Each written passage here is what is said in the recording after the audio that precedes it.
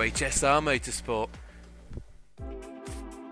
Hello and welcome everybody back once again to another round here at HSR. But this round is not like the previous. It is in fact the finals of Season 5, the GT3 Motorsports Championship, or rather here at HSR, coming down to a close. Season 5 has been electric, and my goodness, we have some championship fights that we'll be discussing here very, very shortly. But first, let's talk about the track at hand on offer for tonight, as well as the conditions, because it seems like we're going to be having a classic British track with some classic British weather. Silverstone, my all-time favorite circuit. And I'm not just saying that because I'm a commentator. This is my legitimate favorite circuit if you've been watching me. I love this track with all of my heart. 3.6 miles, 5.8 kilometers on a circuit founded back in 1948. It's a World War II fighter base converted into a racetrack, as all good, well, World War II bases should be after they are closed. With that being said, though, Northamptonshire, England is the location, and it's on the border of multiple counties as well. In fact, we go into various municipalities, I think as they call it over there. Of course, my American self, we don't quite do that here. Either way, 18 corners, 8 to the left and 10 to the right, with a whopping 11 meters or 30 feet of elevation. Honestly, quite a bit considering that it is a World War II fighter base. Now, though, of course, this is the final race of the championship. The first race here hosted, though, back in 1950 and won by Giuseppe Nino Farina, in the Alfa Romeo Alfetta, which of course Sterling Moss later piloted as well. And that event was attended by none other than King George VI as well. The first ever race. Again, here we make history tonight with the HSR Championship on conclusion. And with that being said, why don't we head down to the standings and talk a little bit about the points that have gone on throughout it. This is the AM category. We have 3 categories here tonight, with the AMR V8 Vantage of Emre Özdoğdu leading the championship now only by 11 points, and Alex Irwanich, as well as Kasper Zavada, a little bit out of the running there for the McLaren of Zavada. But with Irwanich and Özdoğdu, those two have been battling tooth and nail pretty much every single race, trading victories, trading blows, and various mistakes as well, as we saw in the previous race. With that, though, we have the Pro-Am category as well, and with Jim Fox and Nick Neville locking arms in the front. We have Mark Nudelings a little bit further back. He's battling for 3rd position with Felipe Pfeffer. Carl Verberten as well, holding on to 5th with David Llanos in the wings. Now, to the Pro category, this one is all done and dusted, and it's done by an absolute mile. The Bentley driver of Matt Jordan walked away with this championship smiling, and you can see over double the points. I'm a mathematician. No, I'm not. But either way, just over double the points of Miles Dixon. Alex Casadilla is still fighting for a 2nd position. And with that, Ernst Limber's a little bit behind, but still in contention for that 4th position and able to potentially claw out 2nd. Would take a bit of an effort, no doubt. But yeah, Matt Jordan taking home victory at Kyalami, victory at the Glen, victory at Skoda, and victory at Spa. That was enough to seal him the championship. His worst result being a 6th place at Barcelona and Indy. But either way, let's get into it. Let's see how the drivers are going to be faring on what is not going to be too fairable of a track. It is quite wet. It's somewhat wet. Let's get down to it, though, and let's take a look. Over here we can see Johan Huben out on circuit, currently rocking 3rd position for the AM category. Now this must be his last lap. We are in a split qualifying session, so the drivers out first are the AM red plate cars. After that, we'll be seeing the Pro-Am silver category drivers jumping out on circuit, and then finally, the Pro drivers to set the times. And of course, we all know the track can rubber in over the course of a qualifying session, but when we're dealing with conditions like this, it's damp, but it's drying out. So lap times are going to be crucial, and with Johan Huben here heading to the line, this should be one of the better laps. But no, he stays 3rd fastest, and that's the end of quali for him. Jim Fox up next. Game seems awfully quiet. Chat, first off, let's give a nice warm welcome. We got Sapatron joining us. Welcome, Ben. Welcome, everybody. Hope everyone's having a lovely evening, afternoon, or morning, wherever you are in this fine world. Of course, nice evening for the UKers, a nice afternoon for the USers, if you want to call it that. That's what I just called it, and I'm calling it that from now on. And, of course, all of the various other time zones that exist. Welcome, welcome, even though you're probably sleeping if you're not in either of the ones mentioned. Now, 17 minutes and some change on the clock. So Jim Fox here, well, he's going to have 7 minutes and change in reality. The 10-minute mark is that virtual checkered flag where drivers will have no choice but to, well, call it quits after that. The virtual checkered flag, of course, any driver that was previously on a lap will be able to complete it, but any driver not so will not be able to start. Game's a little bit low. Yes, no problem. DB, wait, yeah, it's decibel too low. Yes, no problem. Let's get that. It sounds even quiet for me. I'm not sure what has changed, but let's change it, shall we? How about that? That sounds a lot better to me. A couple decibels louder, and hopefully I am not overdrawing my voice. You'd love doing the live TV edits here. That's how we do it, though. On board right now with Jim Fox into the village and the farm section right now. Get ready to get onto the brakes here and get that car turned in as right as you can. You can see the understeer. You want to get as far over to slingshot yourself here into the loop and round towards Aintree. Maximize the minimum speed at this part of the circuit because you have a long, flat out sector down the Wellington towards Brooklands. Good overtaking chances if you're bold enough and have a good enough run. Look for that board off to the right, braking the car, squirming there. Jim Fox really struggling to hit the apex, a little bit off. Getting it tightened back up, though, for Luffield and into the woodcut sweep. Such a patient corner. Accelerate. Don't go too wide. You'll invalidate. Don't go too tight here either, but you want a nice and tight line. But you can see Jim, he's taking a bit of a lesser of two evils. While, yes, that was a great lap, 73 thousandths off of pole position, it wasn't the lap that he wants, because we see immediately Sebastian up on to the top and dominating that one immediately by 1.4 seconds. Massive difference already being thrown out. And of course, that's due to the fact that the water is getting less and less. These giant vacuum cleaners should be sucking up some of the water, but different cars like the Porsche here seems to be struggling.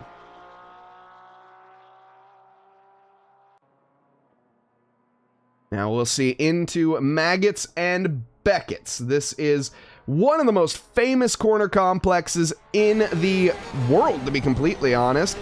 Trying to get on that accelerator, understeering there just a bit, but using a lot of the track. Now, straighten that car up and use all of the track. You paid for it, you might as well use it. Start walking your way over left again and get ready for one of the heaviest braking spots on the track through Stowe. Chuck the car in there. Up next, one of the best overtaking chances as well into the Vale chicane, or rather, I don't think they call it that anymore. Down, though, into the Vale chicane, as I'm going to call it that. First gear for the Porsche. Some cars might be in second, but you can get a good send there if you get a good enough exit out of Stowe.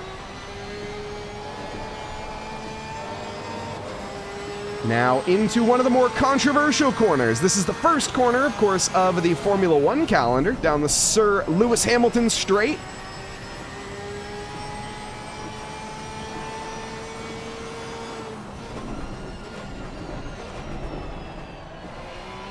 Also, Jean-Philippe Pfeffer, welcome, welcome in the chat and out on track as well.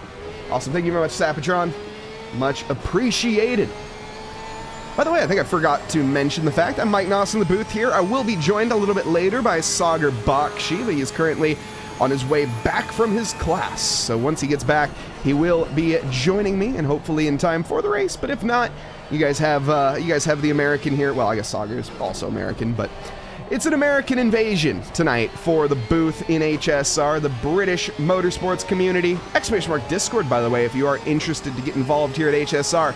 Season 6, well, not quite announced just yet. Keep an eye on the Discord for more information to come.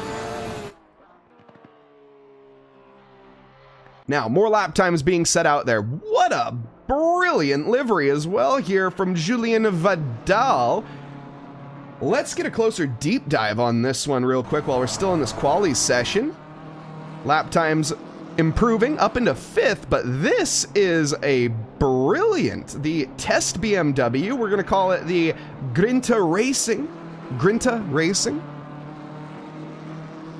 Love the look of the checkered flags with the blue, the purple, it almost looks like a Mountain Dew flavor, to be completely honest. I love it. And on the BMW M4 as well, the inline 6 roaring away down towards Stowe. And getting onto the brakes once more. Looking at the track conditions, I expected them to be a bit nicer, to be honest, by this time. There's still 12 minutes left in quali, but that's, of course, 2 minutes for the current category, the Pro-Ams out on circuit, or the silver-plated drivers. Again, in case you are newer to ACC, you can look over to the left at your favorite drivers' names. You can see the different categories. Red plate means that they are the AM category. Silver means that they are in the Pro category. Excuse me, means they're in the Pro-Am category, shows that I know. And white plates are going to be the Pro drivers, the gold-plated category. But with this, of course, everybody has heard the infamous saying, rain is the great equalizer, so categories don't matter too much tonight. We see the drivers slotting in all right next to each other in various plates and various speeds and various lap times all around this 3.6 mile circuit. It's a bit of a struggle, no doubt. Nick Neville in the Who Cares Motorsports? Well, who cares, quite frankly, because he's going to be heading to the line and looking to set a potential barnstormer of a lap. It's enough for second, just ahead of Jim Fox, but still Sebastian Lucien. Hopefully I'm pronouncing that correctly. Lucien? My apologies, Sebastian. Still, though, in the Gumball Racing, dominating the time charts. Half of a second, or over half a second separating it. Riley Pennell, a driver that is no slouch despite the name of the car, the Mr. Slow. That's the thing, right? With these wet conditions, slow and steady wins the race. That might be what you need. Riley here, does he have the correct mindset going on into this one with the Mr. Slow? Of course, the James May reference there, I absolutely love it. Massive, not American Top Gear fan. Proper Top Gear, as well as, of course, the Grand Tour. Now, let's take a look again at Jim Fox. Jim here on a hot lap and improving, but he's still got a little bit of the track to go. He's leading this championship ahead of Nick Neville, and his rival right now is directly in front of him. Now, looking at the points distribution, though, for this championship, it's 25 points for first, 18 for second. That is a difference of 8 points? 7 points? 8 points? And currently, separating them is a difference of 12. So he needs more than that, just off of my quick maths. He needs, basically, what needs to happen here, we need to see Jim Fox finishing below 5th and Nick Neville winning in category. I think that is what is required. Now again, this is quick off-the-cuff commentator math. I wouldn't necessarily trust it, but I think I'm right. Maybe. We'll see. Riley Pennell, not quite in the conversation here for the championship. He is a little bit further down in 13th position, but looking to add to his points tally here tonight. Now, the pro drivers out on circuit. Giannis Mayer, a very hungry driver as of late. He was very dominant on his home track down in South Africa, Kyalami, meaning our home in Zulu. Well, it's my home for Giannis, to be completely honest. This, though, Silverstone, a little bit of a different circuit, of course, much flatter, much less undulations. He had a great drive, though, at Indy. And you can really tell Giannis here has been putting the work in, putting the laps in, trying to catch up with Matt Jordan. I would keep an eye on Giannis for the next season's championship. Whilst he's only down in 5th right now for the overall standings at 47 points, a P2 finish at Indy. Yes, a P8 finish at Kyalami, but it could have been so much better. It was down to mistakes. We've had a 7th, excuse me, at Watkins Glen and a 3rd at Barcelona. So the flatter circuits actually seem to be quite favorable for Giannis. We trust the commentator napkin math. That's your first mistake, Ben. With that, though, Giannis here in the McSpringle... oh, goodness. The McSpring-Broken... Wow. Talk about hard to pronounce. The McSpring... Boakland Racing. We got there. I think. Not pronouncing that one again in case you were curious. Moving swiftly on. We have Reese Valentine behind. 17th in the no lap times being set, of course, right now. But the Blunder Attempt McLaren. Interesting name. We'll see if there's an attempted blunder or if there's attempted success. I certainly hope for the latter. But of course, blunders add up, and that's what costs people in the long run, so Reese, keep an eye on him. Mark Henneberry, another South African driver in the Honda NSX, or the Acura NSX, depending on where you are from this world. Car that you haven't really seen too much, just to be completely honest, since 1.7. It's been kind of non-existent since then because of the BOP changes. It was the meta. Pre-1.7, that was the car to drive, but 1.7 was what, a year ago at this point? Man, been involved with ACC for a while now. Over a year ago, actually, wasn't it? Probably, yeah, over. But that's, it's not great in the most recent patches. Now, thankfully, we have the LFM BOP installed. You can see off to the right-hand side all of the BOP changes that were made. And for the Honda, minus 12 kg, the only car that actually has kg removed from it.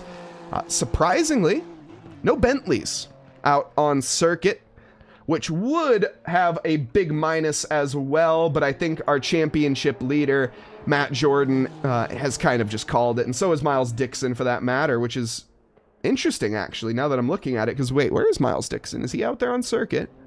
No.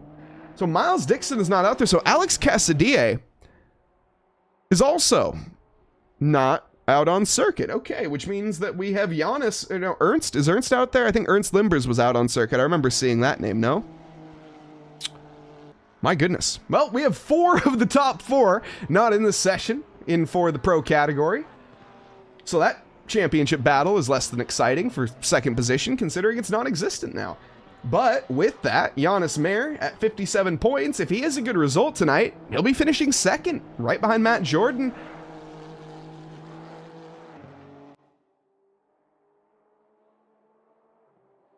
We have Peter in chat as well. Peter Skirt, I'm not sure. Good luck to all the drivers, but in first place, the DSRT drivers. So we got some DSRT support. Again, let us know who you're cheering on. Which one of your favorite drivers out there do you want to see winning right now? Mikel Topinka, he's on top with the 404 lap time certainly has been found in the pole position with it. 2:03.8. Wow. About 3 seconds, about 5 seconds, give or take, off the optimal lap times. You can expect 158s to 159s. Okay, 158s might be a little bit, I might be a little ambitious by saying 58s, but you can, 57s are possible too here. Not in these conditions though. The track is drying. It's getting ever less slick, but it's still going to be quite the beast. These drivers are going to be flopping around like a walleye on the ice of Lake Winnebago. Jeez Louise. As we see immediately, Giannis's back end struggling to comply with the front. This lap though, looking solid. He'll have another 2 attempts. How many attempts, though, with the tires? We're on dry tires, so evermore going to be just getting heat and heat into it as we go. That could improve lap time. 6th position, and into pit lane he goes. Interesting. Giannis here, probably going to make a real quick change and come back out on circuit. He needs to get out there immediately. You saw those jacks lifting, or the auto jacks getting lifted there. Making a quick little balance change, maybe raising the ride height, maybe lowering the ride height actually as the conditions improve and you're able just to go a little bit more on the limit. Aaron Manship here does get a lap in. 4.2 seconds though off the good at a 2:08.0 time here for him right now.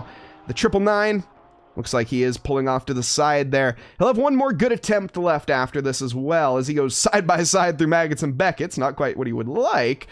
That was the Honda NSX there of Henneberry. Next driver to the line though, the number 8 of Reese Valentine. And there's no attempt. The blunder has been made on this lap, or rather, there's no improvement.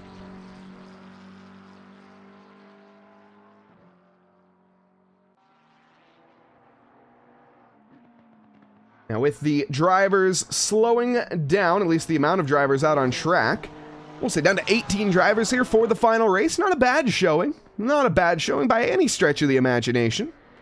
Would have liked to see the top 4 out there for sure. But we have a new top 4. The 404. The car that can be found, in fact. How many times am I going to make that joke tonight? A lot. Just giving you a heads up right now, chat. A lot. But it's all very lonely up on top right now for Mikael Topinka. He's got 6/10 separating him and the next silver plate car. He's got about 7+ tenths separating him and Morris. Not quite how Daniel had drawn it up in the HSR Esports Ferrari. The Cavallina Rampanti. No dice, though, just yet for Daniel. Still a bit of time left. 777, though, Giannis back on circuit. This will be his out lap, and he'll have one real good attempt. So he needs to prioritize getting heat into the tires, make sure he's got everything as even as we can, because this is going to be the final shootout. Henneberry starting us off. He'll be the first driver to begin the final lap. Everybody, pretty much, what's the line and stern? That's how you say it. There we go. I've been wondering how to say that for a while. Finally, it's come to me. Everyone here, line and stern pretty much, and everyone on a relatively the same part of the circuit. We see the drivers spacing each other out a bit. Giannis Mayer just beginning his lap, and then the final driver of Reese Valentine will be the final driver to finish a lap. Following along right now with Henneberry. No idea, honestly, if he's improving or not, because ACC TV. So we're going to have to live in suspense right now.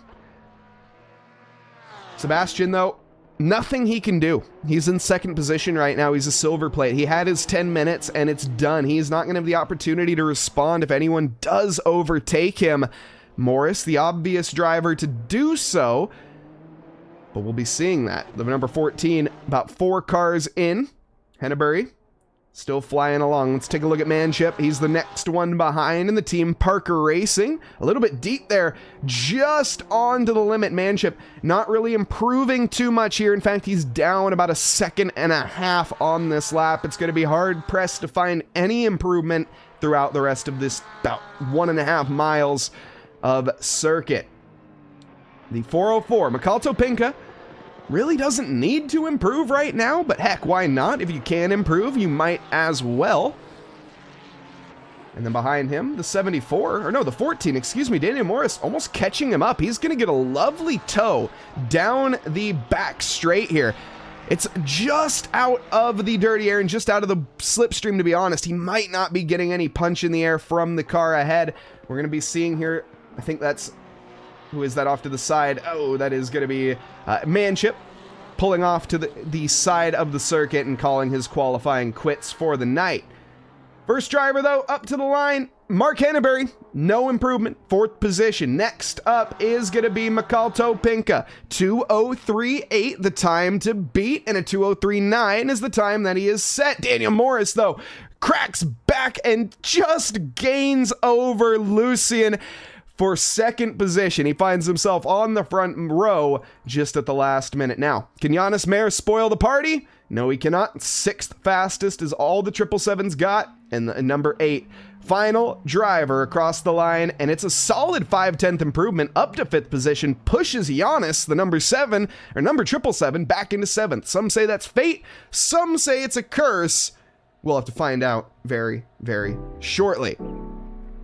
As we wait here for the session to finish up and get back into the race, we'll be having one full outlap at Silverstone. Again, one of my favorite circuits, a track that can hold over 150,000 spectators on a given day. Of course, has the fan zone, which you can go and drive simulators yourself, see live music, there's drivers appearances and various other activities, and you get to meet some pretty cool people down there as well. And not to mention the fact that one of the most fascinating parts of this area in general of Northamptonshire is that around 150 to 200 bird species can be found around the border. In fact, 20 of which are native as well, some of which including the barn owls, skylarks, robins, various swallows, and lapwings. Now, we're not here for the birds, we're here for the cars. We're here for the meat and potatoes and the raw horsepower out on circuit. We don't care how much flapping or how much bird power it takes to fly for an unladen swallow from Africa to migrate a coconut to the UK. That's not what we care about. Okay, maybe I do lose sleep about that every now and then, I won't lie. But don't we all? Don't we all lose sleep to various... okay, enough Monty Python references. We'll pay no mind to the man behind the curtain as he rambles on here. The solo commentary hour, of course, it can get pretty wild sometimes when you don't have someone to bounce off of. You just get the ramblings of a madman, to be completely honest. But either way, the race session, short to get down to it. We'll be seeing the conditions transfer over. It looks like as we just have a switch over, the conditions are going to be wet and getting wetter. So the track will start off greasy. Now, what do you do if you're a driver? Do you start on dries? Do you start on wets? Do you gamble? Do you go for wets later? There's one mandatory pit stop, fixed 25-second fuel. Wait, hold on. I think I have the wrong pit rules in my mind again. I think I did. I've done this every single time now, haven't I? Either way, one mandatory pit stop. We'll be seeing what the requirements are as we go. Too many leagues do too many different things, folks. Unless someone in chat here could update me, one of the HSR admins, like Craig, if he is around, that would be lovely. But, and again, I think I've had to ask for that every time. You'd think I would have learned by now. But now that the lovely music has come to a conclusion, why don't we get down to the starting grid?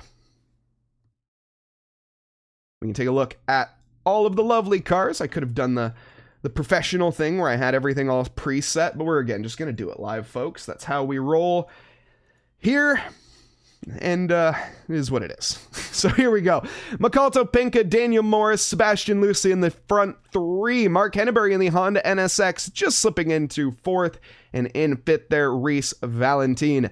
6th there to the 888 of Nick Neville, and the 777 in 7th for Giannis Mayer. Jim Fox in 8th for the number 80. A lot of numbers here that should be fate. But you never know. All coincidence. We'll find out. First position, though, first position, yes, for Emrios Doru in 9th, with Alex Orwanich, his rival, right behind. Julian Vadil in 11th. Johan Huben in 12th, with Riley Pennell in 13th. Aaron Manship 14th. 15th to John Mellett, with Casper Zavada in 16th. Then we have Andre Losana in 17th. And last but not least on the grid, Mr. Tony Rucroft in the Aston Martin. The cars all starting up as we get ready for the outlap, the final outlap of the season. Again, it's hard for me to say that, but what an amazing season it has been. HSR providing thrilling entertainment through and through. And here we go, the final car is getting started. A bit of a stall for Losana, but there we go, got it underway, no issues there. Makalto Pinka into Maggots and Beckett's already. Again, 18 car field.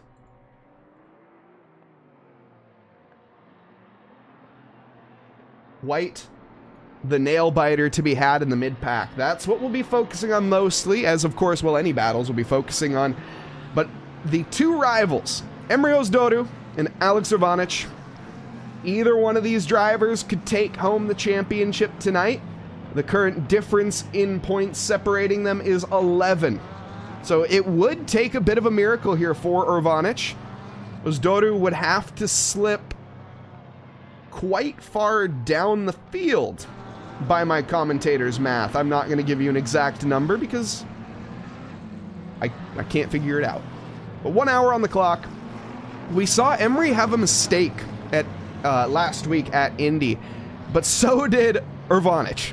Both drivers making a mistake last week at Indy, and that kind of cost Urvanic in the long run. If he kept it all together and took the victory, he would have had a stellar result. But unfortunately, no plan survives first contact, especially with the enemy. And we saw, well, the opposite. He ended up falling down the field and finishing down in 6th position in category, and Özdoğdu took home 3rd. Again, you swap those around, you could have a whole different story here tonight with Urvanic advantage into the final round. But no.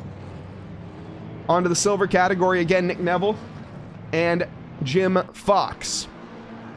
Right now, Fox behind Nick Neville, but again, we'd have to have a pretty sizable difference in positions for the drivers to end up swapping around. 12 points separating them. That would be, I think, a 1st place for Nick and a 5th place for Jim required. And pretty much the same story for Özdoğdu and Urvanic. I think it would be a 4th, though. If Özdoğdu finishes 4th and Urvanic finishes 1st, that would be enough. Still going to be a bit of luck, to be honest, for this McLaren driver on screen right here. He's done everything he can to put himself into the position. It's been a great championship effort through all the way. But is it going to be enough here tonight?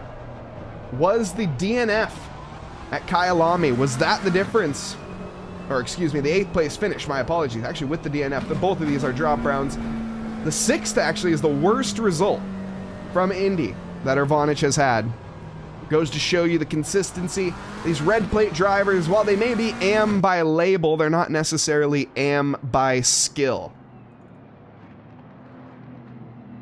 But here we go, folks. The build-up, the calm before the storm. Well, the storm's actually already hit the circuit, and it looks like it's going to continue to do so.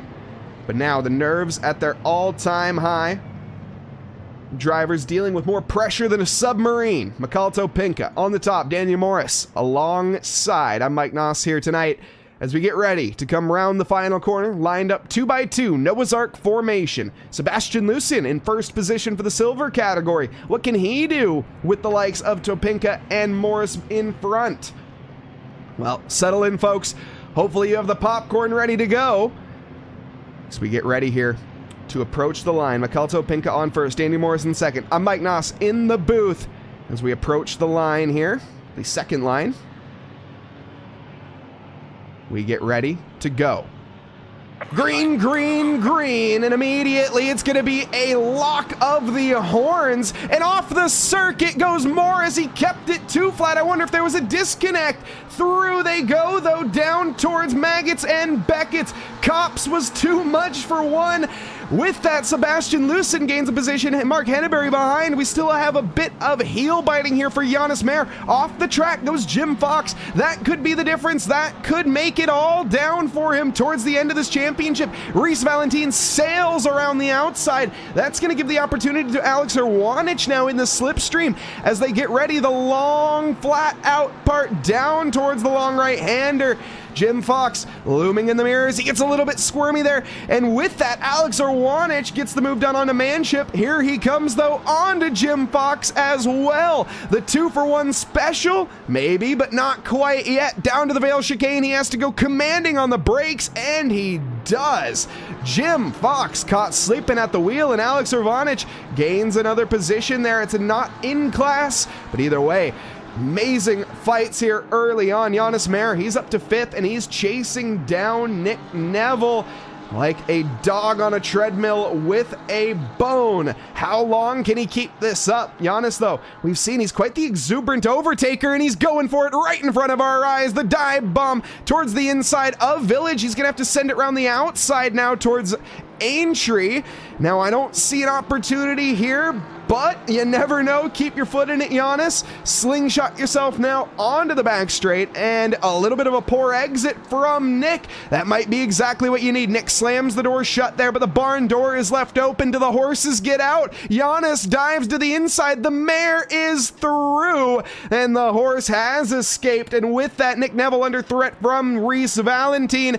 He should be able to give him enough of a squeeze here through the final corner complex, and Nick will hold on to that position, but it's a bit of damage control right now for the 888 Porsche in 5th. Up at the front, Sebastian Lucian not too interested in fighting with Topinka, and Topinka a second ahead. Giannis here catching up with Henneberry is his goal, but he's got 2.3 seconds to do so. Reese Valentine now in 6th, trying to gain over Nick Neville, despite the fact that Nick here fell back down the field a little bit. Ooh, we see some aggressive posturing here from Reese, and he's trying to commit around the outside of Maggots and Beckett's. How is this going to work out? It looks like it's going to.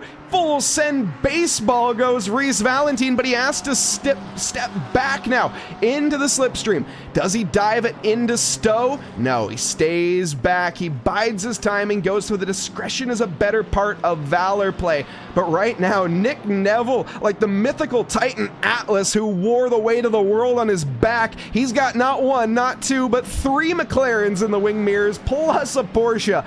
4 cars in the background, giving him quite the hard time, and he's got no one in front to give him a helping hand. Giannis Mayer, 2 seconds to the good, and jumping away into the distance. Alex Urvanich, he's just trying to bide his time right now, because what has happened to Ozdodu? Wait a second, Emery Ozdodu is in pit lane. I missed this. He's been in pit lane for 61 seconds.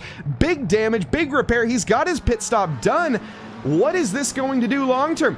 Is this enough? If Alex Urvanich keeps it under control, has he done it? Has he won this championship?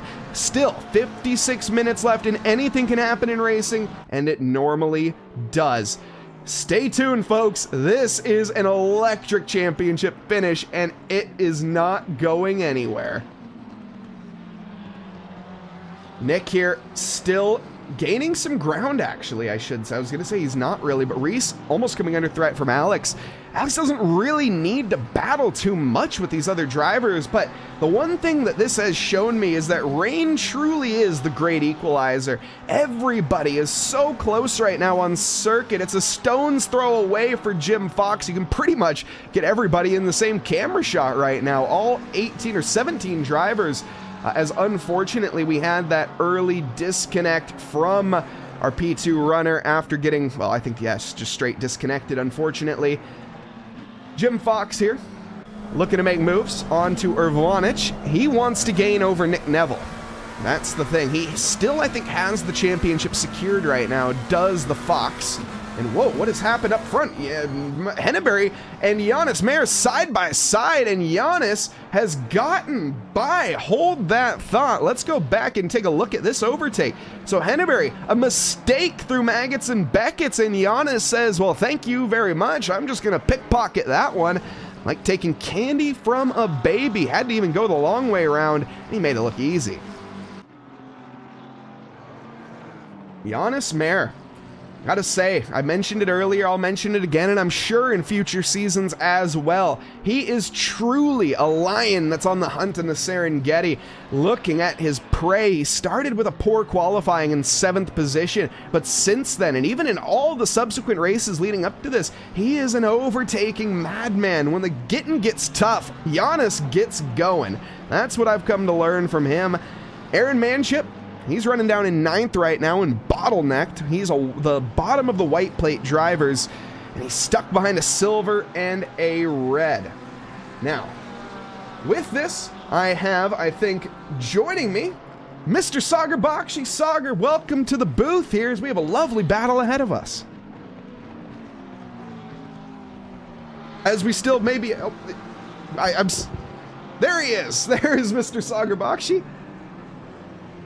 Momentary. Wonderful battles that we're seeing on track. Sauger audio is a little microphone. I'm not sure what's going on there. We'll work on that. We do it live, folks. We do it live here.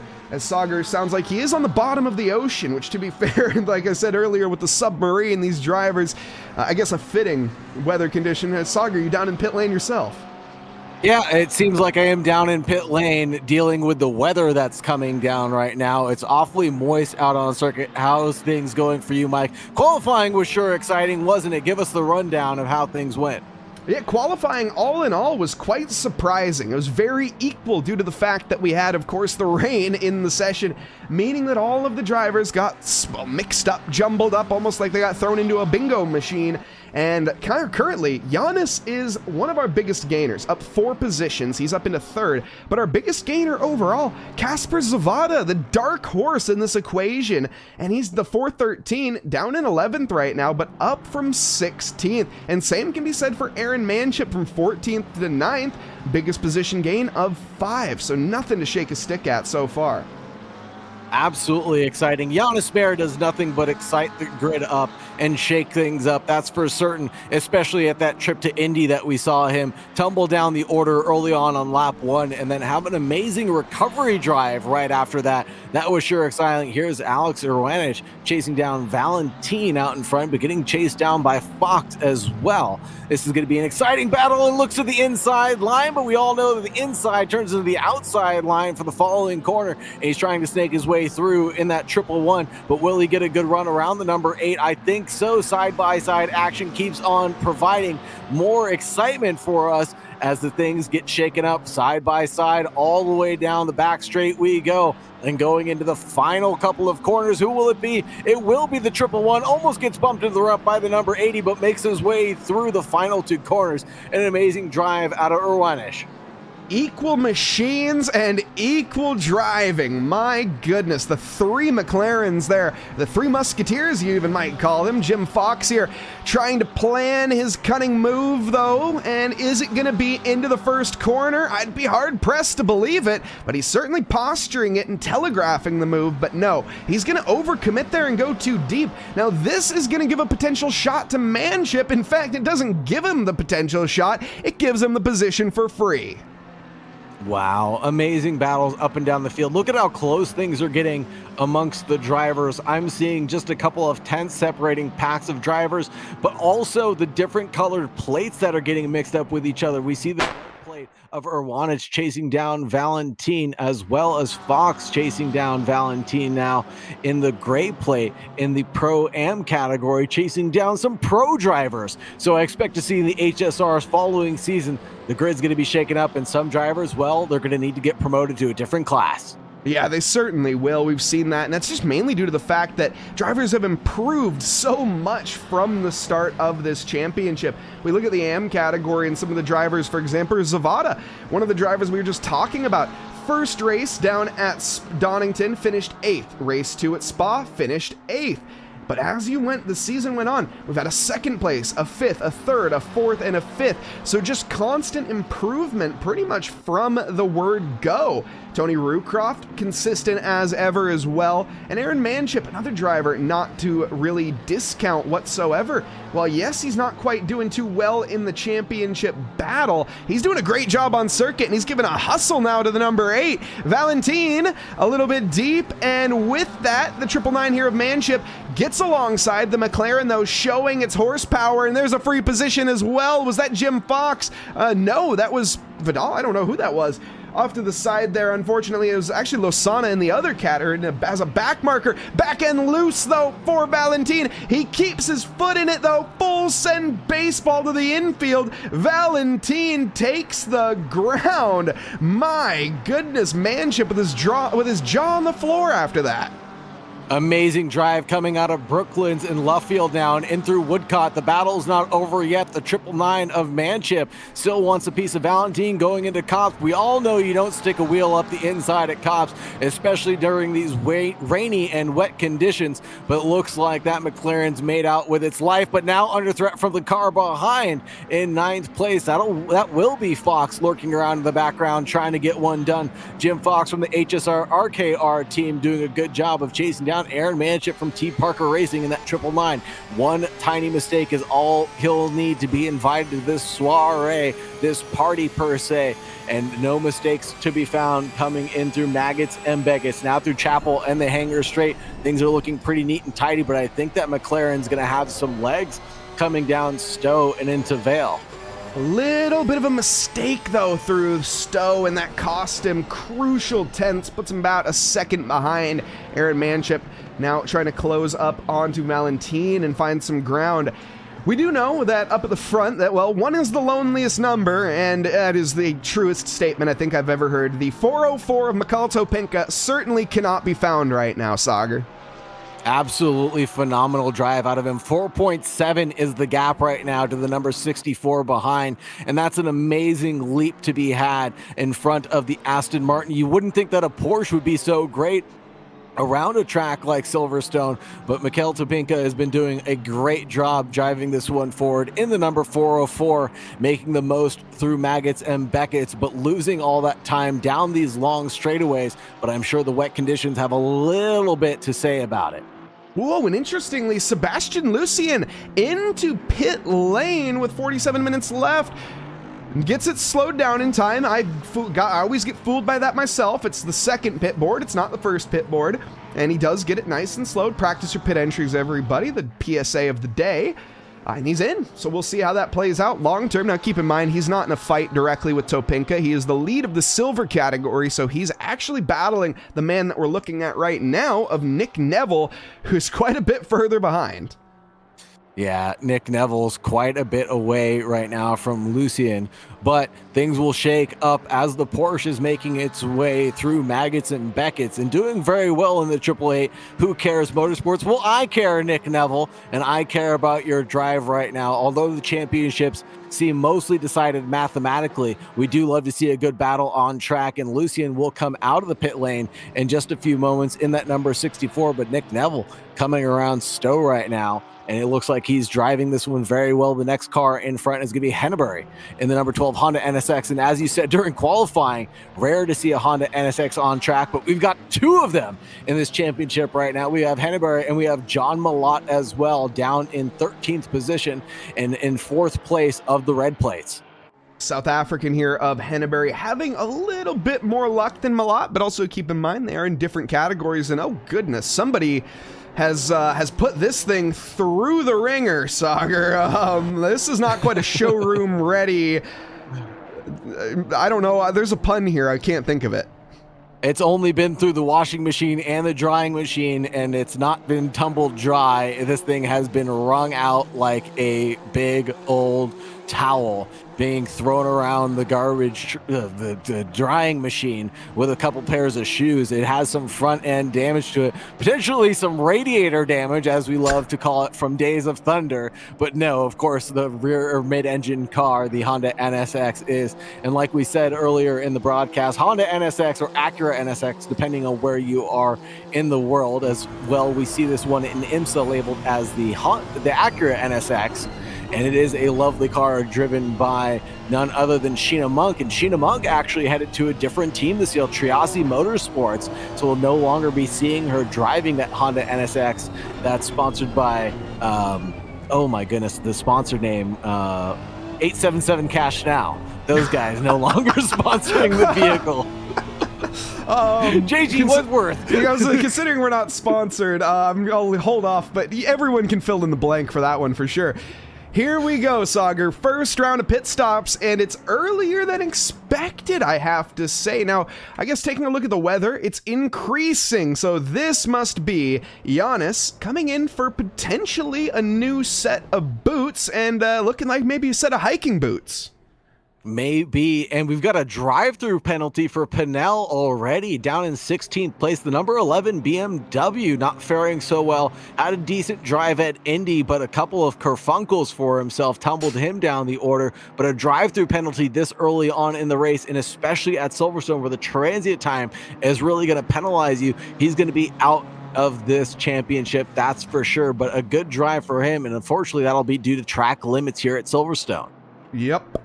Got to keep it between the mayo and the mustard, unfortunately, and Riley Pennell, he did not. The big old BMW, large wheelbase, very difficult to, I guess, do so. I mean, to be fair, Silverstone, not necessarily the most brutal when it comes to track limits, but certainly not the easiest either.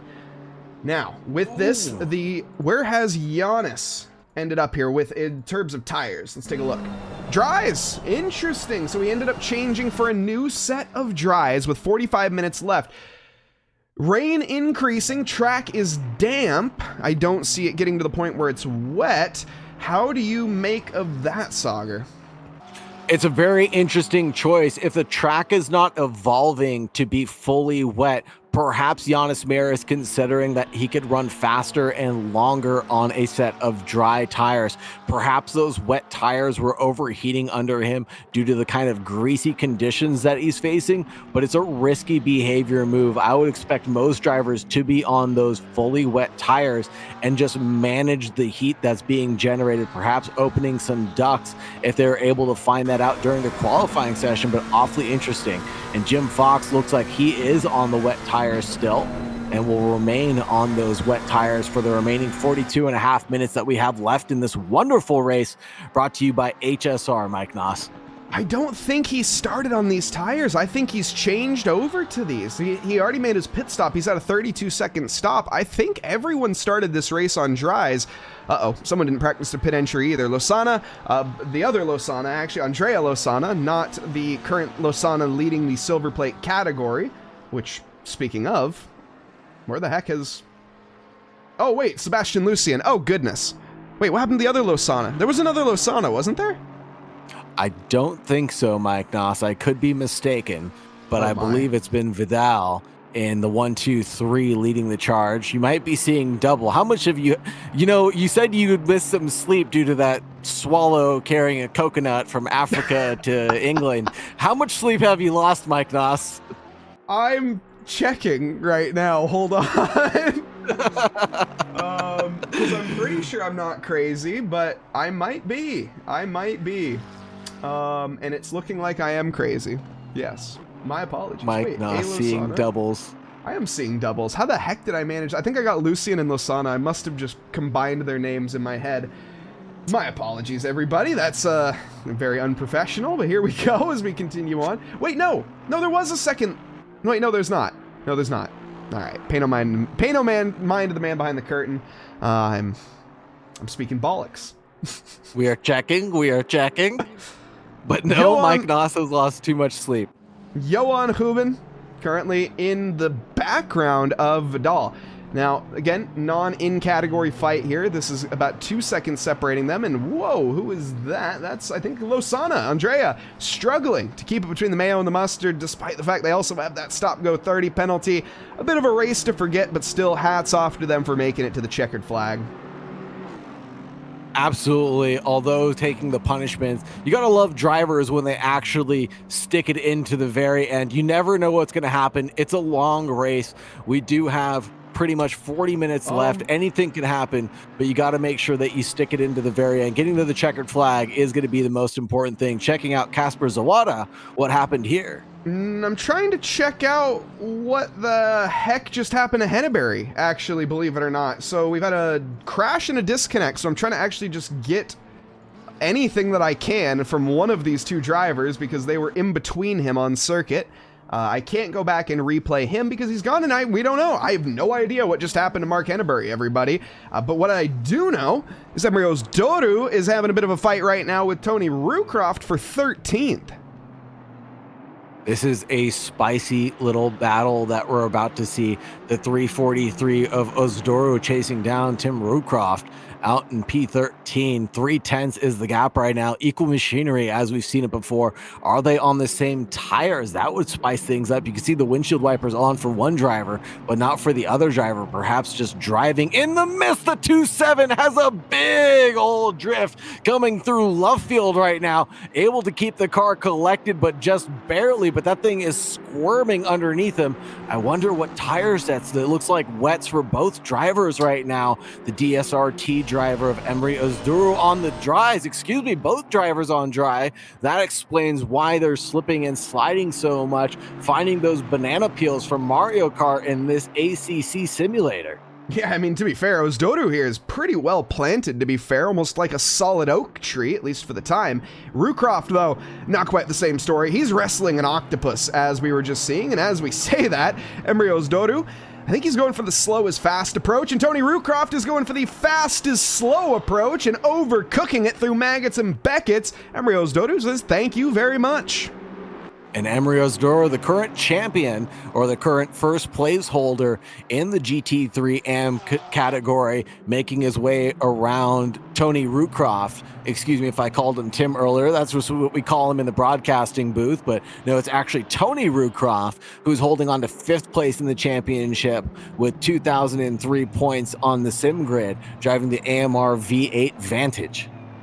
And his rival, Alex Urvanich, currently 2nd position overall, but hasn't pit yet, so let's not give too much of a thought to that one. He'll be probably pitting around, I mean, to be honest, I don't know when, probably within the next 10 minutes, I would almost say certainly. I'd be hard-pressed to believe he'd go any longer than that, but he's kind of got a flexible window. These weather conditions not really making the overcut or the undercut necessarily the optimal strategy. So Alex here, he got an early advantage with the mistake from Emery, and now he's just trying to keep his car on track and sailing away, basically. Get that outboard motor spinning, keep it planted, don't drive off the circuit, and don't drive into any walls. Yeah, keep it away from the walls, keep it on the black stuff beneath you as much as possible will be the key to the race. It will be interesting to see how Urvanich could catch back up to the contender of Emery Özduru. It will be quite spicy because the drivers are only separated by 11 points in the championship. So if Urvanich could potentially go long and get this overcut to work to his favor, potentially make these tires even last to the very end of the race and go for the splash and dash, who knows, things could spice themselves up for the championship standings in the GT3 amateur category. It very well could. Now, I also wanted to give a little shout out here to one of our drivers at an unfortunate disconnect. Started in 2nd position, Daniel Morris. He had a great season, to be fair. Well, yes, he only finished on 11 points in the championship. It was because he changed cars midway through. Didn't have the greatest first 3 races, dropped the 4th round, and then decided to switch over to the Ferrari. And since then was pretty dominant. 6th place, 3rd place, and was looking at a potential podium in Silverstone, but with that disconnect through the first corner and sent straight off like Max Verstappen 55 Gs into the barrier. Not what we're looking for the Ferrari driver, unfortunately, and he'll be finishing his race out in a very unfortunate manner. Super unfortunate that that disconnect happened right at the start of the race, leading in towards Cops. That was the worst thing that could possibly happen. I saw that happening live, and just absolutely maddening to see him drive off straight full throttle and just hope that it was a disconnect and not a driver error, as Jim Fox is making a driver error in the number 80 going off at the entry to Brooklands, finds his way recovering and back on the track towards Lovefield.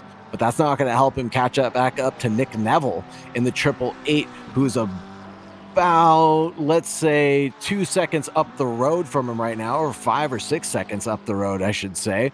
And he's quite far up there. Jim Fox in the HSR RKR McLaren trying to do the best that he can right now. No, he's a spinner. He hit the curb and goes around. Oh no, like water off a duck. He falls off the curb. Let's go back and take a look at that. This is going to be a sad, sad one to watch. In fact, why don't we go on board with him? Listen for it. And you can even hear the moment he hits the curb. Wheels spin up, and you got more rotation on your left wheels than you do on your right wheels, Sauger. And that's a recipe for, well, exactly what we saw. Super unfortunate to see this 4-liter V8 twin turbo get the best of him. 720 horsepower on full display there, lighting up the rear end and spinning him around, but able to avoid the barriers and any further damage to that car. Just suffered some embarrassment is the only real harm done, but Jim Fox still holding on to what looks like 4th place overall in his category. And with this, Mikhail Topinka, finally, he's pit. He's coming to pit lane. He's made his stop, and Alex Urvanich is now our race leader, and he'll lead this lap away. We'll see when he does come into pit lane. I presume fairly soon. This is a nice little scrap, though, right now, as we see Reese Valentine trying to just basically work Nick Neville down, trying to chop him down like a tree. Every single corner, he's looking to the left, he's looking to the right, trying to force Nick into an overreaction. Now, keep in mind, this is a non-category battle, silver versus white plate.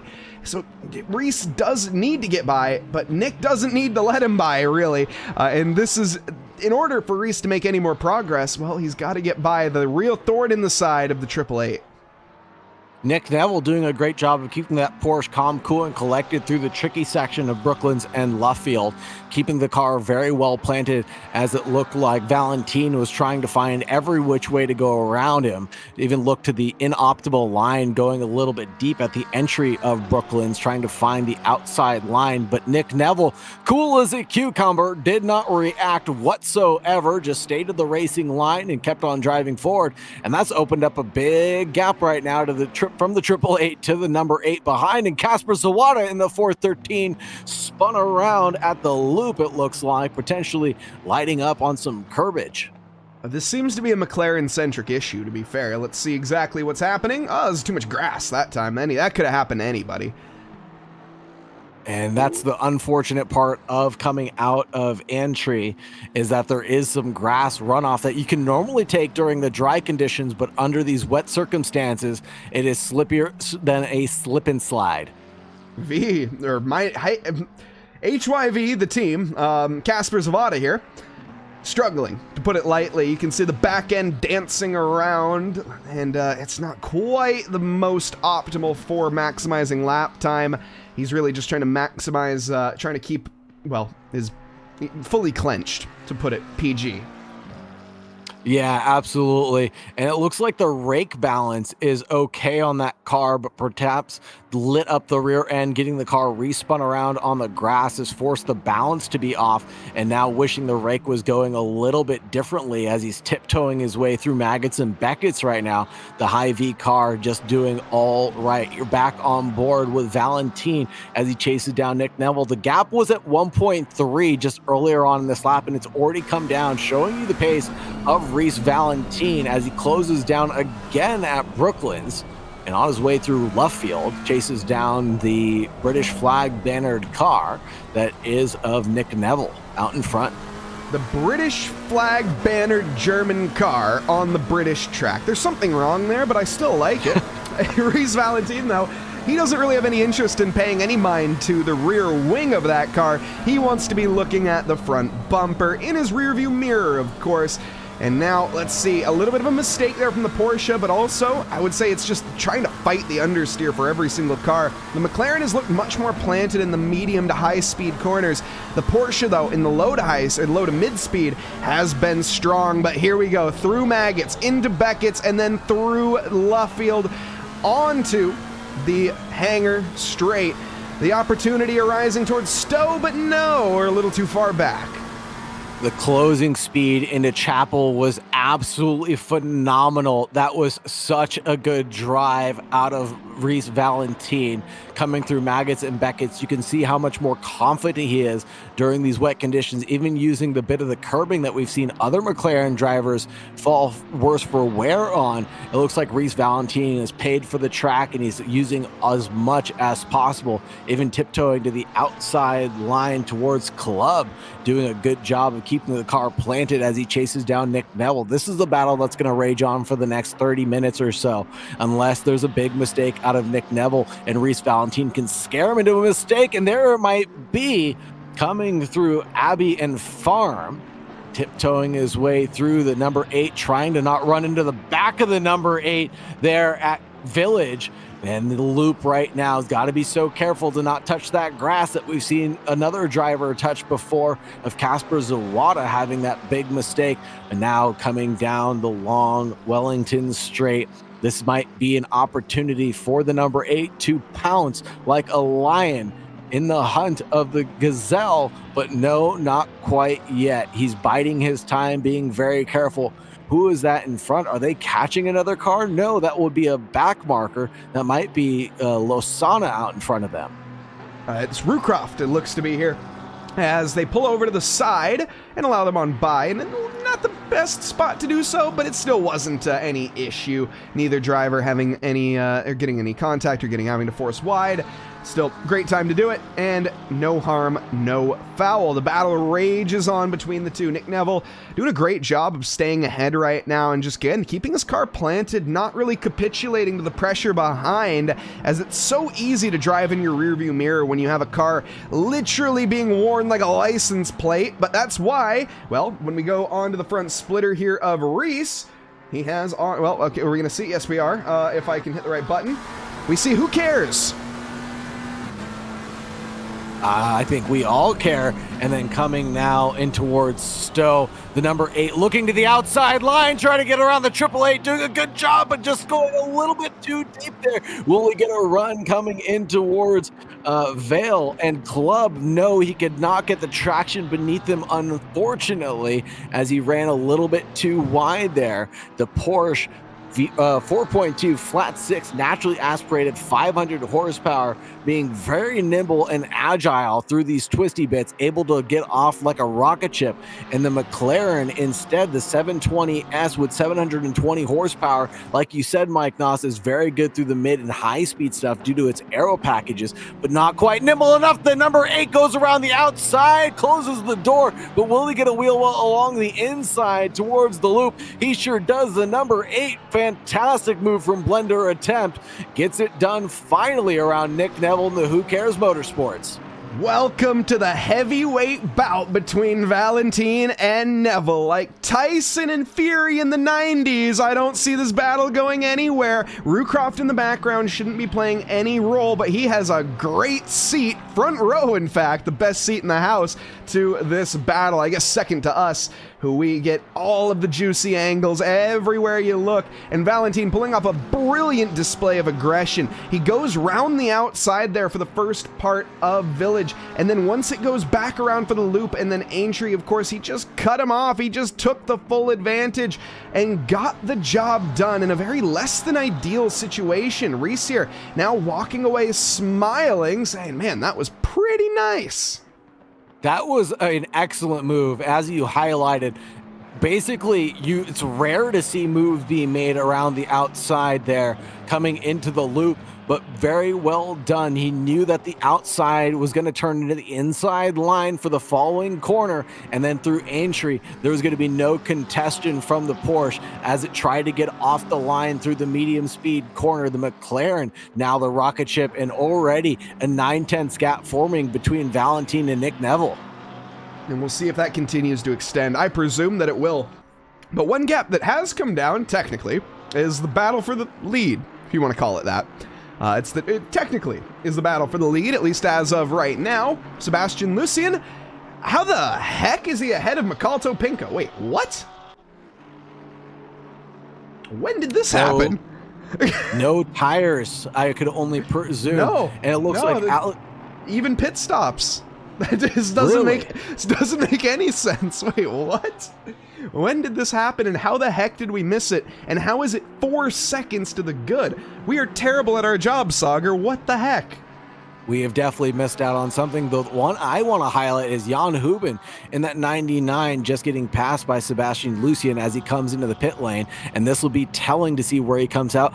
Alex Urwanich, though, out in first place of the category, potentially, as Jan Huben comes into the pit lane. This will be interesting because Kasper Zawada and Emery Ozduru will be chasing down for some haul of points, but Alex Urwanich in the Lexander's racing team in the 111, all magenta colored car. What would you call that color, Mike Noss? I genuinely have no idea. I was wondering that myself. Maybe like whatever you would call red and purple combined. I don't know what you would call this color, to be completely honest. I'm not a color theorist. Maybe magenta, maybe a rose color. Magenta. Rose, maybe. Magenta, absolutely not. This car is magenta. What? Where the heck is this car? This is magenta right here. And when I think of magenta, that is magenta. Pink. That's magenta. Pink, Mike. That is not pink. That is magenta. As he zooms in on the 1, 2, 3. Chat, let us know which car is actually magenta. Is it the 1, 2, 3, or is it Alex Irwanich in the 111? I think both can be defined as magenta. No, one is more cannot. pink. One is more pink than the other. One is a dark, like has the black hue mixed in. The other has got a little bit more white mixed in to lighten it up a bit. Are you colorblind? ChatGPT, chat, help us out. Am I please. colorblind? Maybe I'm colorblind. Look, I'm not going to say that I'm the one that's right here. One of us is wrong, though. That much is true. Who? That I don't know. Chat, I'll let you be the judge of that. Let us know. What is magenta? I don't know. Mike, what color is Aaron Manship's car? Just to be clear. Well, to be fair, half of it isn't a color, if you want to get really technical. Half of it's orange. The other half isn't a color. It's a shade. But yes, anyways. 999 chasing down. This is not Jan Huben out in front of him. This would be... Who is that car? That would be It is. Is it Jan Huben? Wow, the gap has come down dramatically between Aaron Manship and Jan Huben. This will be a spicy little battle as it looks like one of the cars in the background gets off and out of the way. Aaron Manship up the inside line coming down the Wellington straight, gets the move done and dusted on an Aston Martin in the rain. Gets the car planted very well on the entrance to Brooklands, and now through left field, the 999 got the move done and dusted. He certainly did. The team Parker Racing has parked it right ahead of the Huben. Now, still Huben has to make his pit stop, and he actually does so immediately, comes on in. I still have no idea how the heck we've had a switch from the lead and how we have a silver category leading over a pro category here. It's not taking anything away from Sebastian Lucien. Just stating facts here, and I missed it. I don't fully understand. And also, a great point from Ben in chat. Magenta is a very expensive printing color, and now that I think about it, he's 100% right. The color in the top left for the fastest lap of Mikalto Pinka, that is the same color that I put in my printer. That's magenta. Sigh. All I can do is sigh. That's purple. That's the purple sector. That's the purple lap. That's time. A magenta purple. Either way. We'll have to get the eyedropper tool out to make sure. What hex color code did we use, Alex Irwanich? We need to know. That way we can put it into ChatGPT later.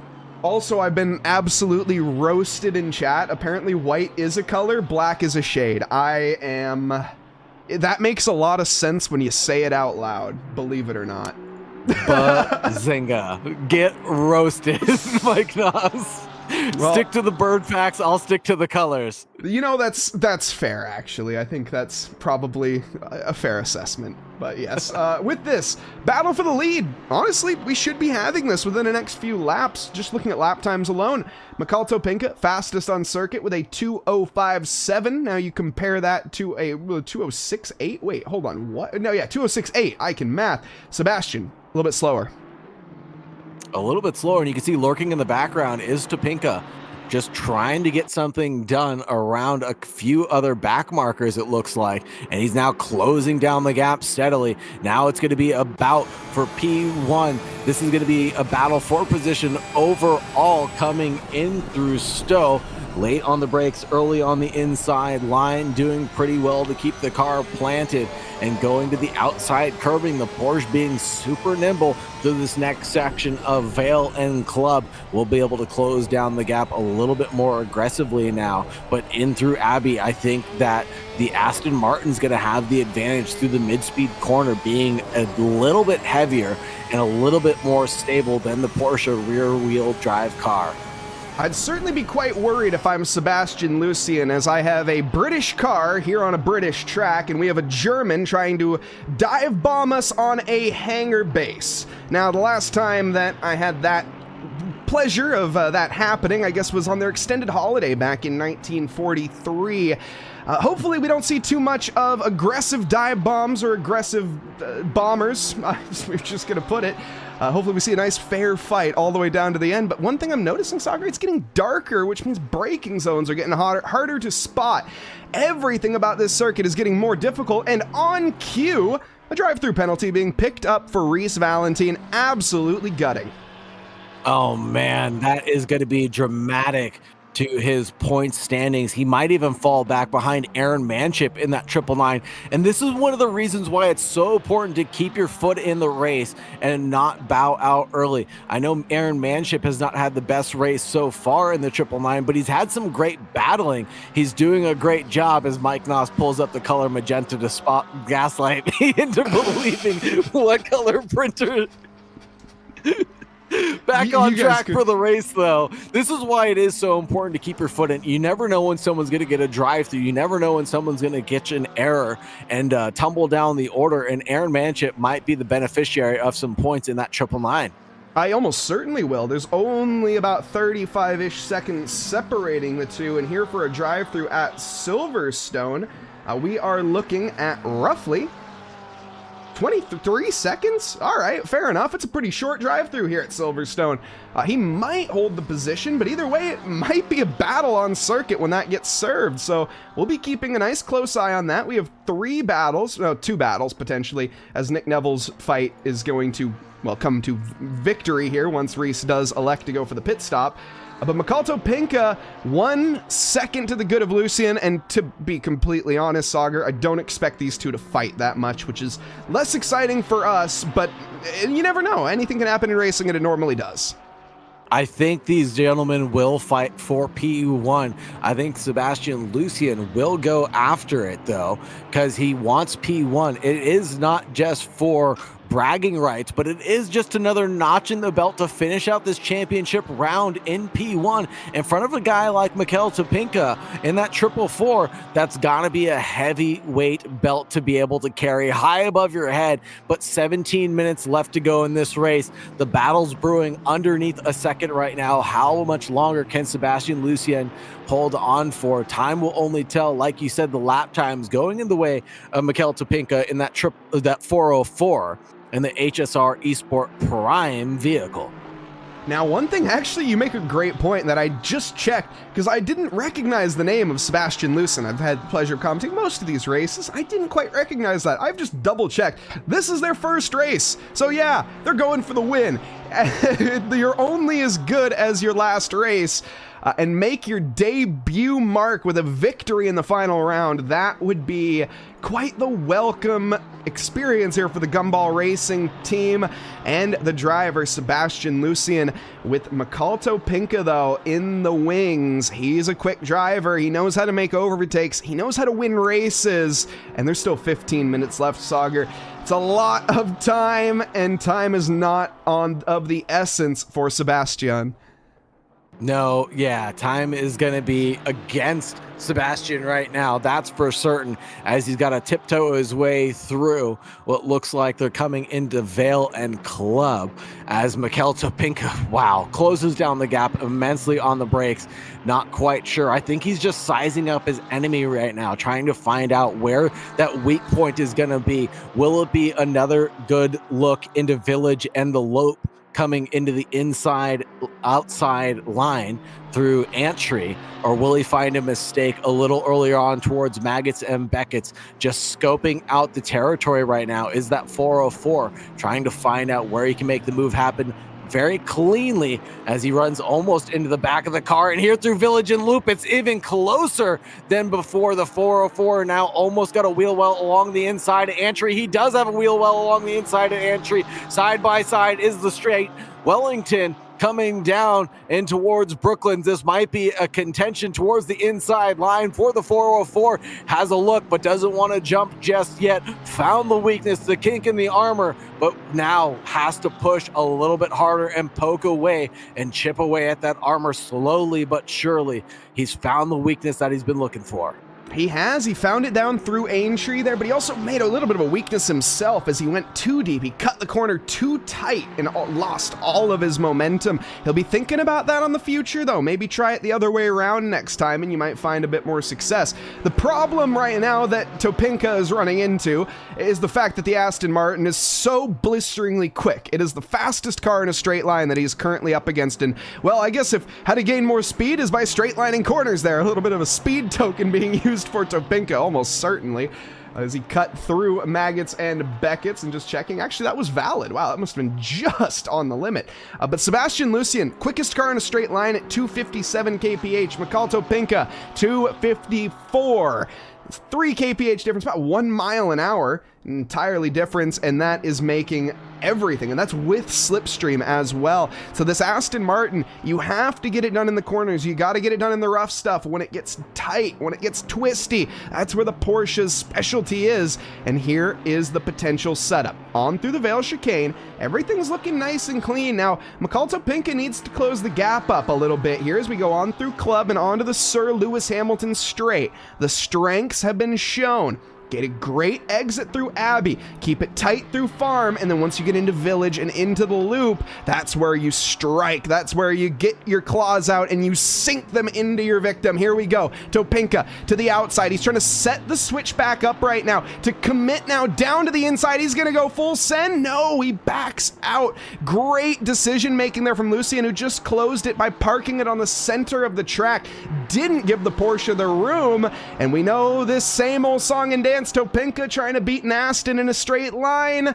Is it going to work? Looks like it's going to be close, but no dice. That's just about an insurmountable fight when it comes to the straight line speed.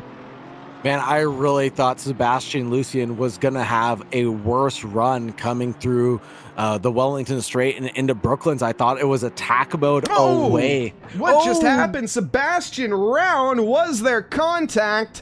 Mikhail Topinka yielding. I think the answer to that is yes. Let's go on the front splitter right here.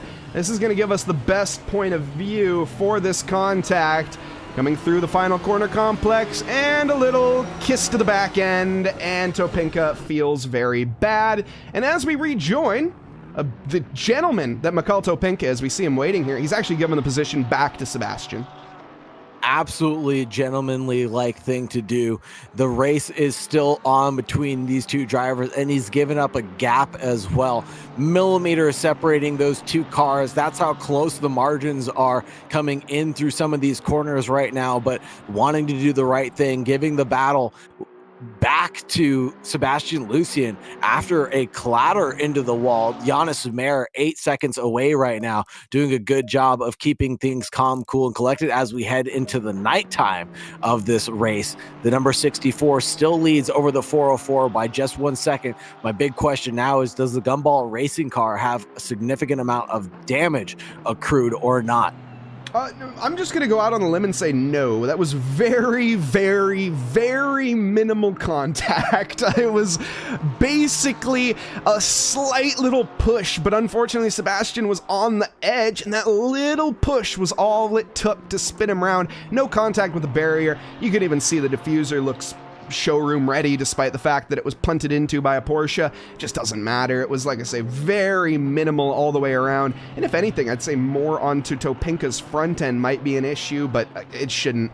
No harm, no foul. It was a great not a great contact, but it was a great display of sportsmanship between the two drivers just due to the results. Now, taking a look a little bit further back, the Jim Fox and Reese Valentine battle is still on. Valentine had that had the drive-through penalty, and that's put him right ahead of a silver plate driver in the Fox. And now Fox and Valentine continuing their battle as Nick Neville has a little excursion off for just a hair of a moment, trying to find some rabbits out there in the grass, but the rain is still coming down for the drivers. It's interesting. Mike Noss, how has the track developed? Are we still under damp conditions, or we have gone full wet? So the drivers that are on dry tires are absolutely kicking themselves in the teeth right now, wishing that they had taken wet tires.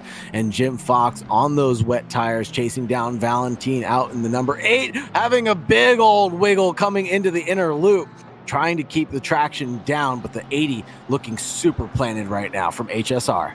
It really is, and Valentine not so, and just struggling. I think both drivers on wets, and it doesn't really matter.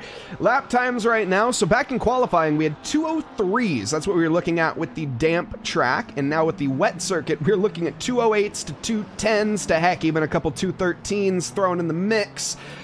lot of dwindling lap times, to put it lightly. The lap times slowing down as the wetness is making it more difficult to drive. Of course, obviously, it's wet conditions. I don't think I needed to explain that. But Topinka and Lucien have done a stellar job. They're still lapping in the 208s and pretty much are one of the only drivers to do so. Jonas Mayer behind. This is, though, Topinka having a bit of a dummy there to be sold at the end of the Sir Lewis Hamilton straight. Thought about it into Abbey, but no. This is, again, the setup and the time. He's reeled him in, hook, line, and sinker. Do you set the hook? No, you don't, because Lucien's learned. He closes the gap, and he doesn't give Topinka the chance. Has Topinka shown his hand too early? I think so. I think that number 64 now knows exactly what's going to be going on coming through Village and the loop. Has to put on a defensive move, but most importantly, has to get a run down the Wellington straight to close off any opportunities into Brooklands now is where we are on circuit, and doing a good job of keeping that Aston Martin very planted. Now back on board with Jim Fox, chasing down Reese Valentine out in P7 and P8 right now, but will it be inverted in just 8 minutes time when we cross the checkered? God only knows right now, but we've got two amazing battles going on right now, as Mikel Topinka is still 1/10 off the good from Sebastian Lucien right now. The 404 looking to the inside line, looking to the outside line, coming in towards Maggots and Beckett's, looking every which way, trying to find the daylight through, attacking that sausage curb on the entry to Maggots and Beckett's. And like you said, Mike Noss, putting it into a straight line as much as possible to get the biggest run. Mikel Topinka is weaving around more than a knitting grandma at this point, just trying to find any light of day, but unfortunately it's 9:56 p.m. in the evening. There's not much of that to be found anywhere here in the UK.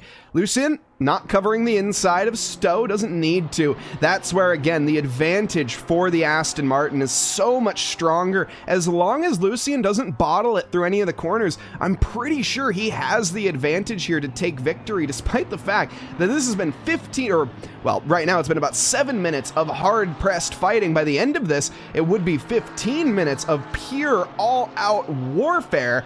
But Mikel Topinka just doesn't have the straight line speed to make the move when he needs it. He has to be so close, and he has to be so smart about his decisions.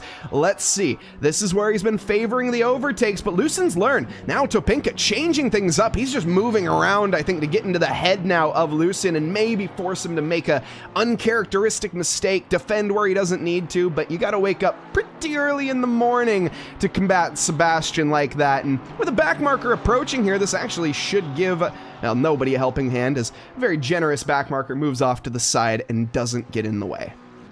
Amazing driving from all the back markers here today, especially during these wet conditions, finding the right opportunities to stay off of the racing line and allow the battling pair to go through. Excellent, and hats off to everybody who's been here, and it will take the checkered flag in about 6 minutes time. Phenomenal driving by everybody on circuit, especially during these tricky conditions, damp to wet, even drying conditions during the qualifying stint. But man, oh man, has this been a shakeup, and I'm looking forward to seeing HSR in the following season. I certainly am as well, and one of the biggest shakeups, I'm not going to take my eye off this battle because we have a potential move on through Maggots and Beckett's. I don't like it. I don't want to see Topinka go side by side with Lucien through there, because that will end in disaster. But hey, Topinka's got to try something. He's got to force his hand somewhere. Fair enough. As long as it's fair, as long as it's clean. But the biggest thing in my mind here is I have no idea what's happening in the red plate category.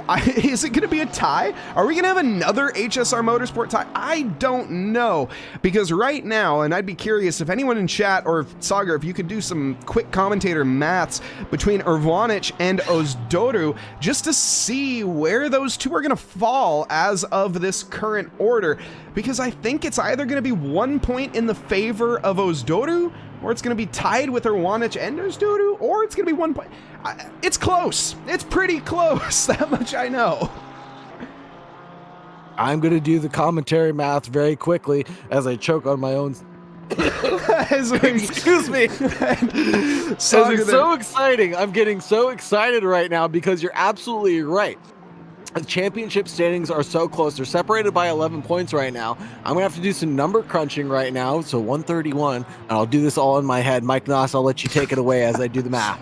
Well, Sauger, math's about, and we all know that can be about as useful as a Cheeto as a deadbolt sometimes, but hey, it's all we got, unfortunately, so we'll be running with it. I certainly trust it more than my quick napkin math, but either way, Topinka here certainly is going to be winning in the white plate category. Actually, well, no. I mean, yes, more than likely. Giannis here, it'd take a miracle, but due to the mistake earlier, that's what happened. That's why. Okay, it was a 20-second gap, 22 seconds at one point between Giannis and Topinka. But of course, due to the contact and the spin, they lost about, looks like 10 seconds as a result. Giannis still trailing now by 13, but nothing to shake a stick at. He started in 7th, gained 4 positions, 5 positions for Ivanic, 8 positions for Aaron Manship, our biggest gainer out on track tonight.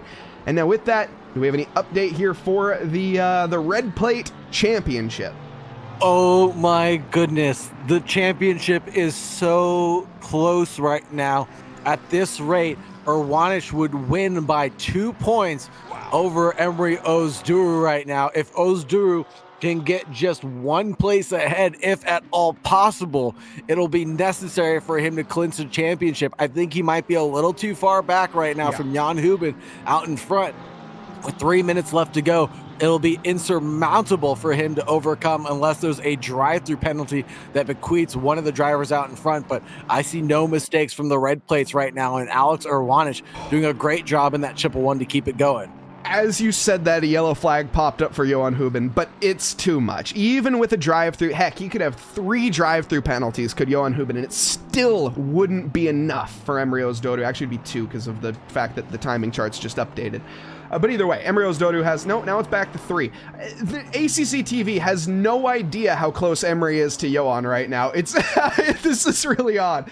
But Johan's slowing, allowing some of the faster cars on through. Back to the battle with the lead. Topinka trying to go for it again into the village and the loop. No dice into Aintree, though. He gets his nose tucked to the inside, trying to prioritize the exit. He got a good exit, but again, this is where the Aston Martin strength lies, is when it comes to its legs, and he runs away into the distance like Usain Bolt. Mikhail Topinka not able to contend. Can he get it done? 1 lap to go. And I think the 404 is thinking about a move into Brooklands now.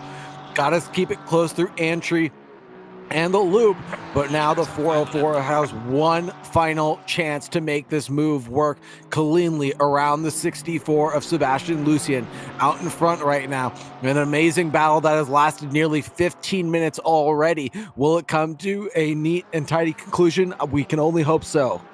Let's find out as we go through Maggots and Beckett's. About 3 miles left, 5 kilometers of action for the drivers to decide who is going to be on the top. Sebastian Lucien in his debut race, he's kept Mikhail Topinka at bay for not 1, not 2, but 15 minutes. Now, heading down towards Stowe. Has Topinka found the line? No! He's lost his best opportunity. Running out of chances now. The Vale chicane, your next best look. He has a thought, but he's a little bit too far back. Where does Mikhail Topinka do it? Where does he go for the move and say, hold my beer? It's going to have to be an Aintree. It has no choice. It's going to have to be through the village because we know down the Wellington, he doesn't have the straight line speed. He doesn't have the aerodynamics to contend. 1 second is the gap, though, as they go through Abbey, into Farm, down towards Village. Has Lucien done it? His debut race, the silver category driver, under threat, goes a little bit deep, but he covers the line, though. That's the most important part. Mikhail Topinka thinks about getting a nose to the inside now of Aintree. He's going to do so. He's going to commit, but he's not alongside enough. And with his nose to the grindstone, it gets chopped right off. Sebastian Lucien, 3 corners to go. Brooklands into Luffield, and finally the woodcut sweep. It's going to be a potential chance now for Topinka to the line, but is it enough? Has Sebastian done it? I think he has. He keeps it all the way together through woodcut. Topinka 404, the position was not found, but Sebastian Lucien in his debut race takes victory in the finals of the HSR Season 5. Mikalto Pinka, a hard-fought second, but all the way around, great driving between the two. 15 minutes these two locked horns and fought. Giannis Mayer, great driving all the way through, 4 positions gained to finish on the bottom step of the podium. Amazing battle for the final 15 minutes of this race. Sebastian Lucien taking P1 over Mikalto Pinka in the 404. Hard-fought battle, but most importantly, gentlemanly-like thing to do. Give that position back after mistakes were made. Not too many people would do such a move, but of course, Mikalto Pinka, being the top-notch driver that he is, of course did that. Here's Valentin chasing down Alex Urwanich. This won't change up the championship points for Emery Ozduru as he tumbles down, it looks like, a little bit behind John Malott right now, and that'll really hurt his chances as things have tumbled out of his hands. Alex Urwanich will take P1 coming to the line, and he will take P1 in the championship. It's Alex Urwanich for Alexander's Racing Team. Your provisional championship leader. Of course, all results are going to be provisional for the time being, but more than likely, I think he's done it by 2 points. Now, of course, penalties and all that will be done up afterwards. So again, keep an eye on the Discord, keep an eye on the championship for the final results. Now, the silver plate category, just taking a look in the Pro-Ams, Jim Fox and Nick Neville. Those two came into it basically hand and fist, and I think at the end of the day, Jim Fox has secured it, I'm pretty sure, finishing in third position in category.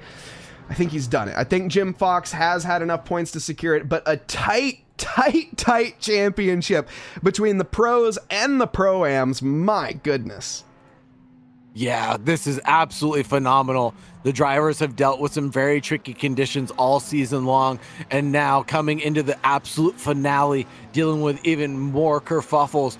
But the Silverstone track has provided us with excellent racing as it's done for so long, and it's been amazing to be a part of the HSR community. Thank you very much, Mike Noss, for having me. Thank you very much to the HSR community. It's been wonderful to see you guys grow and these spontaneous races take place.